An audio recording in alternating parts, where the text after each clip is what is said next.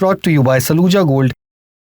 भारत का सबसे भरोसेमंद Saluja gold TMT bar. Saluja gold TMT। अब सही पकड़े हो कॉन्ट्रैक्टर बाबू, मजबूती सब कुछ है। मारुति सुजुकी के एक इवेंट में union road transport and highways minister Nitin Gadkari ने कहा कि केंद्र सरकार डीजल में 15% आइसोब्यूटेनॉल ब्लेंड करने के बारे में सोच रही है। आइसोब्यूटेनॉल एक तरह का अल्कोहल है, उसी फैमिली में जिसमें एथेनॉल भी आता है।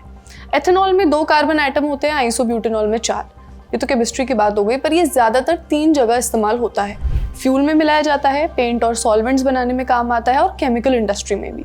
फ्यूल के तौर पर देखें तो एथेनॉल से ज़्यादा एनर्जी देता है, पानी कम खींचता है और पाइपलाइन में इसको ट्रांसपोर्ट करना आसान है। यही वजह है कि इसे एक बेहतर बायोफ्यूल माना जाता है। अब ये बनता कैसे है? पहला तो तरीका है पेट्रोकेमिकल से। जैसे पेट्रोल और डीजल क्रूड ऑयल से बनाए जाते हैं, वैसे ये भी क्रूड ऑयल से बनाया जा सकता है। दूसरा तरीका है बायो बेस्ड तरीका, यानी मक्का, गन्ना, गुड़ या एग्रीकल्चरल वेस्ट से।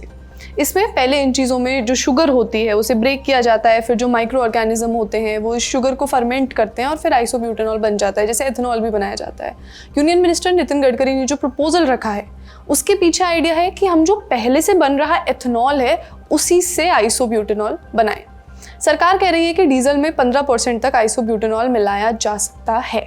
एथेनॉल के मुकाबले ये इंजन पर थोड़ा कम अग्रेसिव होता है, यानी करोसिव कम होता है, माइलेज पर असर होगा, लेकिन एक्सपर्ट्स कह रहे हैं कि 15% ब्लेंड पर यह असर बहुत मामूली होगा। लेकिन अभी तक कमर्शियल स्केल पर टेस्टिंग नहीं हुई है, रेगुलेटरी क्लियरेंस नहीं मिला है। Engine calibration, fuel quality, operating condition, ये सब देखे बिना कोई पक्का नंबर नहीं दिया जा सकता। लेकिन इससे पहले ब्लेंडेड डीजल की बात हो, कुछ सवाल हैं जिनके जवाब जानना ज़रूरी है। एथेनॉल ब्लेंडिंग प्रोग्राम शुरू हुआ, E10 से E20 तक का सफ़र तय हुआ। सरकार ने इसे एनर्जी सिक्योरिटी और किसानों की आमदनी से जोड़ा, और सही भी है। इंपोर्टेड फ्यूल पर निर्भरता कम करना भारत के लिए ज़रूरी है। लेकिन दूसरी तरफ बिजनेस स्टैंडर्ड में छपे लोकल सर्कल्स सर्वे के मुताबिक 2022 या उससे पहले खरीदी गई गाड़ियों में से करीब आधी गाड़ियों के ओनर्स ने कहा उनकी माइलेज कम हुई है, वो भी 10 से 20% तक। एक आम इंसान पेट्रोल पंप से लेकर घर तक का हिसाब रखता है। 10 से 20% माइलेज कम मतलब हर महीने पॉकेट बर्न होना। फिर इंजन का सवाल। एथेनॉल हवा से नमी खींचता है, इससे फ्यूल सिस्टम में फेज सेपरेशन हो सकती है, यानी पानी और एथेनॉल का अलग होना। इसका क्या रिजल्ट होता है? इंजन स्टार्ट होने में दिक्कत, रफ आइडलिंग, इंजेक्टर चोक होना, पावर कम लगना, ये सब।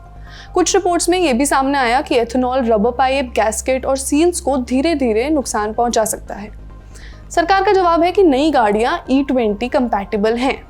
नई गाड़ियां। बात एथेनॉल ब्लेंडेड पेट्रोल में एक अपडेट की भी कर लेते हैं। हाल ही में दिल्ली के पूसा रोड पर पहला E85 flex fuel pump launch हुआ। E85 यानी 85% एथेनॉल और 15% पेट्रोल का मिक्स, इसे फ्लेक्स फ्यूल कहते हैं।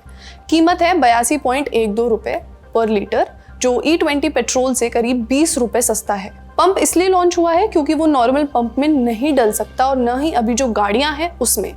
मारुति सुजुकी ने 4 जून को ही पहली ऐसी गाड़ी लॉन्च की है जो 85% एथेनॉल वाले पेट्रोल पर चल सकती है।